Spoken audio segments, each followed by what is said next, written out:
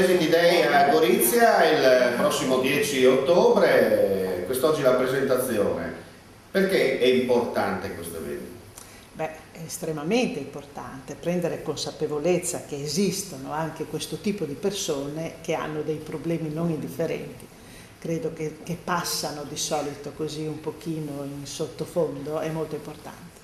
Senta, voi siete presenti dalle 9:30 circa del mattino fino al calar del sole? Sì, lo faremo anche molto volentieri. Di solito lo facevamo a Udine questo, ma Gorizia merita un evento di questo tipo, per cui veniamo molto volentieri a portarlo qua. Ecco, dare l'opportunità a tutti, no? Di conoscere e soprattutto di conoscersi se stessi. Soprattutto, e prendere consapevolezza che l'obesità purtroppo non è soltanto un problema estetico, ma un problema di salute che va gestito nella giusta maniera. 10 ottobre dalle 9:30 in Corso Verdi. In Corso Verdi. Dottoressa Caccini, l'importanza, vi sottolineiamo, di questo evento.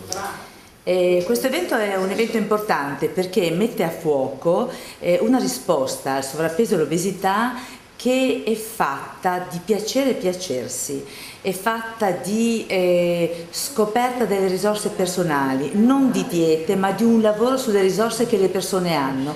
Ecco, io credo che la presenza di questa giornata, dei nostri progetti, Far belle le donne, cambio scambio taglia, la possibilità di conoscere la squadra che lavora, che è costruita su 4 psicologi giovani, nuovi che vogliono portare il potere personale, il potere generativo come occasione, che ha come obiettivo il superamento del lamento, della tristezza, del disagio e della solitudine a favore del piacere e della felicità. Questa è la novità del nostro lavorare. Assessore Romano, 10 ottobre 2014, Obesity Day a Gorizia in Corso Verdi. Il Comune ha sposato in pieno questa iniziativa. Beh, chiaramente il Comune di Gorizia è sempre molto attento a tutto ciò che è attinente alla salute dei propri concittadini. Penso che un progetto come questo non possa andare altro che verso una maggior socializzazione e una maggior prevenzione nella salute dei concittadini. Punto. Ecco, sempre in prima linea, no? Come si dice. Beh, mi conoscete, ormai sono sempre presente e tutto ciò che può portare benessere ai cittadini e a tutte le persone che gravitano nella nostra città per me sono una cosa positiva e un qualcosa in più. Ecco, c'è da sottolineare che c'è anche la collaborazione con l'AS 2 Esontina.